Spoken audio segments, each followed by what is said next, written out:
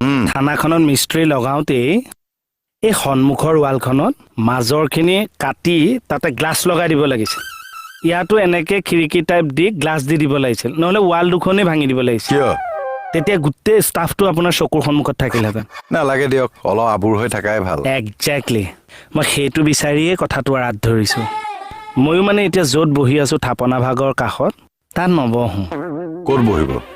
মই এই আমাৰ ৰিচা মা যে বহিছে সেইখিনি টেবুলখনত বহিম ইয়াত মানে সেই আবুৰতাটো নাই মানুহ এটা সোমাই আহি ডাইৰেক্ট মনোযোগটো নেপাওঁ আৰু এটা কাম কৰিম বুলিও ভাবিছোঁ কি মা আৰু মোৰ মাজতে আজিকালি যে দেখোঁ ড্ৰয়িং আৰু ডাইনিঙৰ মাজত পাৰ্টিখন এখন দি অঁ এই ধুনীয়া ধুনীয়া ডিজাইনৰ তেনেকুৱা এখন দিয়াই দিম হয় নেকি অঁ কিয় ৰিচাৰ লগত সমানে সমানে বহিবলৈ বেয়া পাইছে নেকি নাই বাৰু তেনেকুৱাও নহয় মানে হ'ব এইবিলাক অলপ বেছিকৈ কৰি থাকিলে ডাইৰেক্ট নি কৰিডৰত টেবুল পাতি দিমগৈ আকৌ তাতে বহি থাকিব ভালকে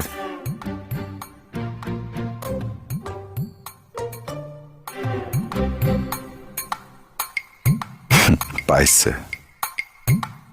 বান্ধোন গোট তো কম